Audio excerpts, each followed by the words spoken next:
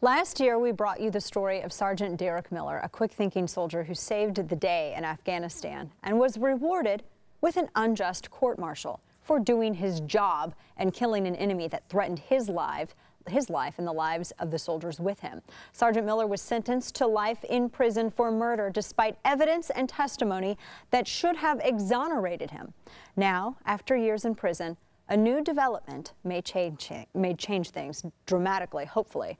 Joining me to talk about these developments are Sergeant Miller's mother, Renee Myers, and their attorney, Colby Vokey. Thank you both so much for being here. Tell me about this development. I know the last that we spoke, and Renee, God bless you, the last that you were on the program, we were informing everybody of just the background of Sergeant Miller and exactly what had taken place. And I want to get into some of these developments, and I want to get into the legal aspect of it, but take us back to that day. What had happened? What started all of this? Okay, well, first of all, thank you very much for having us on. We really appreciate the opportunity to talk about Derrick's situation. And his story actually starts the day before the incident at a security checkpoint that he was responsible for. He was there checking vehicles as they were passing through, and a truck full of armed insurgents, well, armed local nationals, we'll say, were coming through.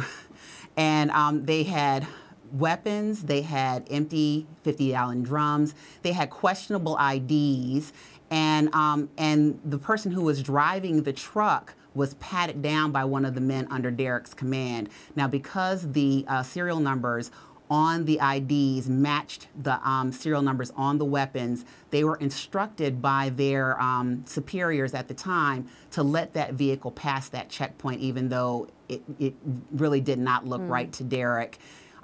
Okay, so then we fast forward to the actual day of the incident. The very same person under Derrick's command who patted down that driver the previous day saw that very same man, Atta Muhammad, saw him inside their defensive perimeter and pointed him out to Derrick. And, Derrick went over, to confront the person, to determine why he was inside of their perimeter, in a hot combat zone. Went to question him. The first answer that he got was that he was there to repair some electrical lines, and Derrick's challenging him because he has no tools to perform any type of repair work. So then he's there to fix a water pump, and the story Derrick was not satisfied with any of the answers. Exactly, the story kept changing. So the interpreter there was helping Derrick convey his commands and everything.